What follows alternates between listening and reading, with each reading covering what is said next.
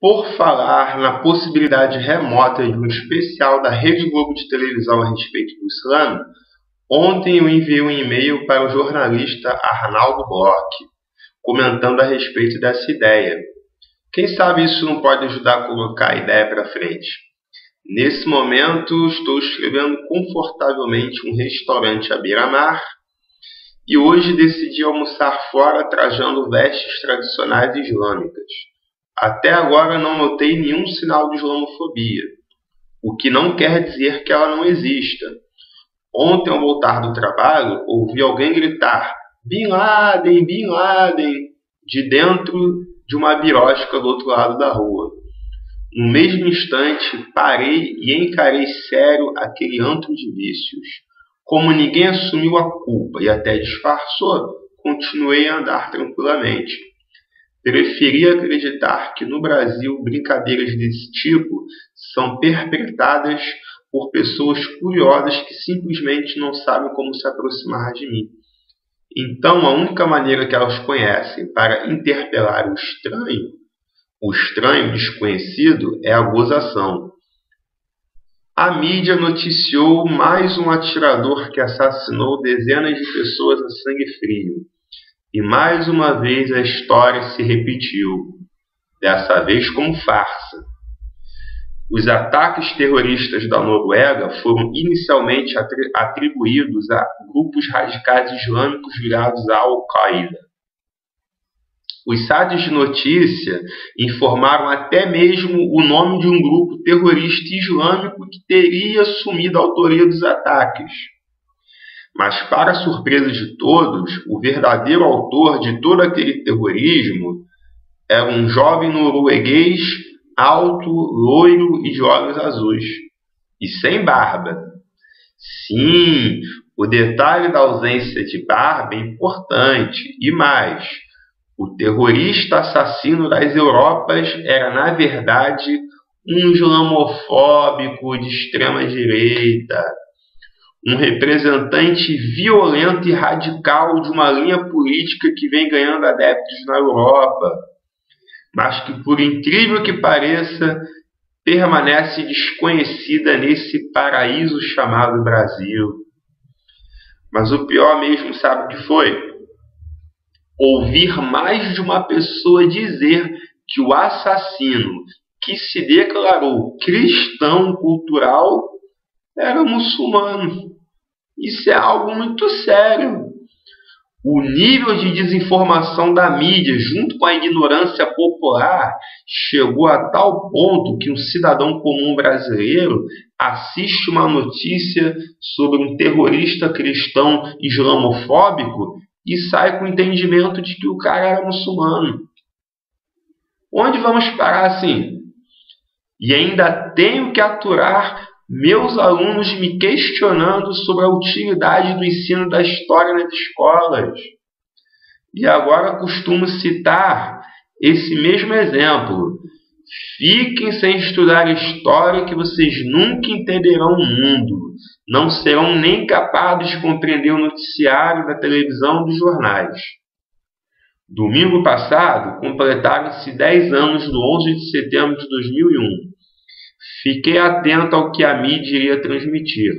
Foi tudo dentro do esperado. Explorou-se bastante o sofrimento das vítimas e, como não poderia ser diferente, explorou-se também a miséria das mulheres afegãs. De novo, o mesmo. Só o trabalho de grupo de alguns alunos. De novo, mesmo, só o trabalho de grupo de alguns alunos. Eles me satisfizeram de um modo que eles nem imaginam. Minha preocupação ao passar o trabalho foi fazer com que eles entendessem que após os ataques terroristas aos Estados Unidos em 2001, o mundo ficou mais perigoso para os muçulmanos. Acho que principalmente para os muçulmanos e árabes. Ah, sim, devemos sempre mencionar os árabes ao lado dos muçulmanos, porque a discriminação direcionada a ambos. Mas voltando aos meus alunos, eles se saíram muito bem. Além de compreenderem que nós, muçulmanos, somos pessoas normais, eles ainda buscaram compreender a fundo as causas dos conflitos no Oriente Médio. Semana passada aconteceu mais um crime em escola, dessa vez em uma escola da Grande São Paulo, mas dessa vez a vítima foi uma professora que por pouco não morreu. A criança que sacou a arma, no final, acabou se suicidando. O mesmo fim que tiveram tantos outros atiradores solitários juvenis. Aliás, já estão ocorrendo casos de professores que estão agredindo os alunos. Se continuar assim, não vai demorar muito. Em vez de um aluno que invade a escola para atirar nos alunos, vai acabar surgindo algum professor que, devido à pressão do trabalho, irá atirar nos alunos. Os professores das escolas públicas no Brasil são submetidos a um trabalho extenuante, estressante. Os baixos salários fazem com que os educadores assumam várias turmas e várias escolas. E em todas elas há muita indisciplina, muito desrespeito. Muitos professores possuem problemas psiquiátricos por causa do trabalho. Isso eu posso afirmar com segurança porque o meu pai é psiquiatra. E boa parte dos pacientes do meu pai são professores. Portanto, não vai demorar muito, nós iremos ver algum professor fazendo uma chacina semelhante à que aconteceu em Realengo. Escreva o que eu estou dizendo. Por isso, gente, é tão urgente que o povo brasileiro e as autoridades acordem.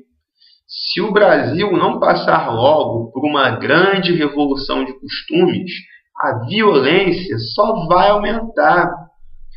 As religiões, se forem seguidas seriamente, podem fornecer o subsídio para essa revolução moral. Obviamente, esse aumento da religiosidade deverá ser acompanhado de uma boa cultura ilustrada, humanista.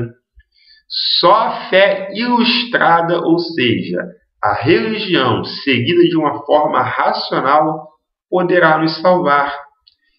Esta fé racional, seja ela qual for, deve necessariamente levar as pessoas a pensarem menos em si próprias e mais no próximo.